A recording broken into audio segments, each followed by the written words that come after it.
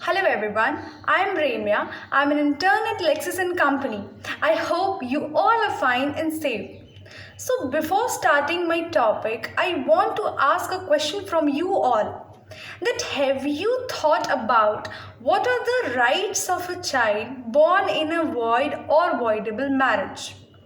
There are a lot of misconceptions related to the legal status of a children born out of the void and avoidable marriage in India. A legitimate child is a child born in a lawful wedlock. So, in this video, I will discuss with you all about what is the legitimacy of children of void marriage and voidable marriage under Hindu Marriage Act and Special Marriage Act. So, as we all know that when we talk about marriages, we have void, voidable and valid marriages. While the terms void and voidable pose question mark to the legality of a marriage, valid marriage, as the name suggests, is legal.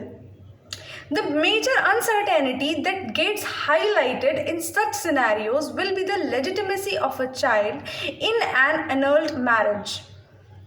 Void marriage are null and void as these marriages violate the provisions which are prerequisite for a valid marriage. Voidable marriages, on the other hand, are not ipso facto void, but the parties have an option to ask for nullity of a marriage from a competent court of jurisdiction on the grounds available under the statute. So what happens to the children that are born out of the void and voidable marriages? What is their legal status when the legal status of the marriage they are born is broken? So I will now discuss about the legitimacy of children of void and voidable marriages under Hindu Marriage Act 1955. So Section 16 of the Hindu Marriage Act 1955 discusses the legal status of children born out of the void and voidable marriage. In its subsection 1, it states that if a marriage is declared null and void under section 11 of the Hindu Marriage Act 1955, then any child born out of such marriage shall be legitimate because he would have been legitimate if the marriage had been valid.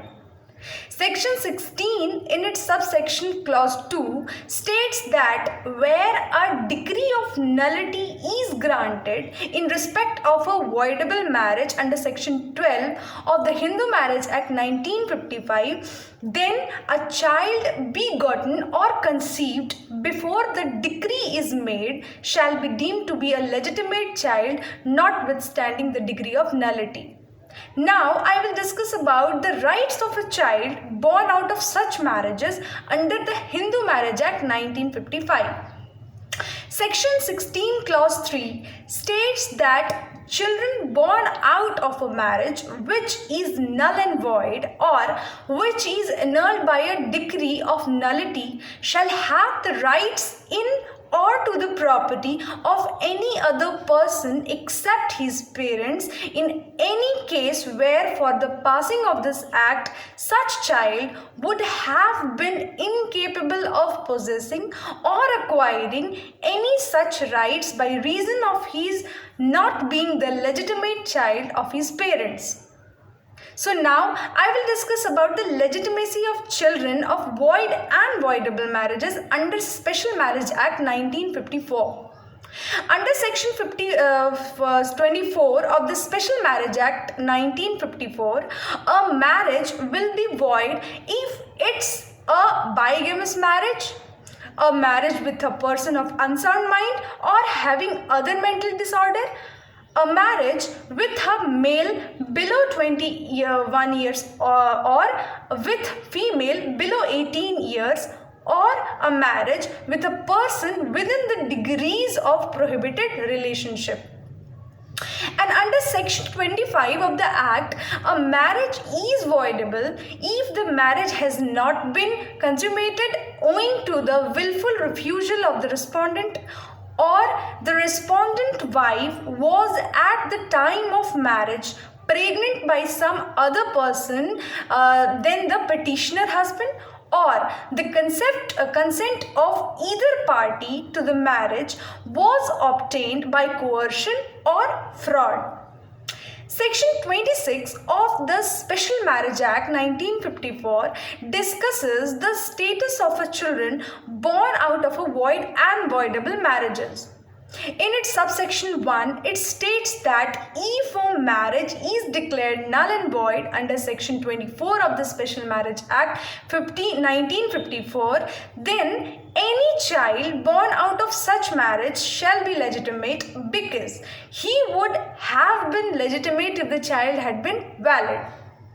If the marriage had been valid. Section 26 in its subsection 2 states that where a decree of nullity is granted in respect of a voidable marriage under section 25 of the Special Marriage Act 1955, then a child begotten or conceived before the decree is made shall be deemed to be a legitimate child notwithstanding the degree of the nullity. Now, what are the rights of child born out of such marriages under the Special Marriage Act 1954? So, Section 26 Clause 3 states that the children born out of the marriage which is null and void and which is annulled by a degree of nullity shall have any rights in or to the property of any other person except his parents in any case where but for the passing of this act such child would have been incapable of possessing or acquiring any such rights by reason of his not being the legitimate child of its parents.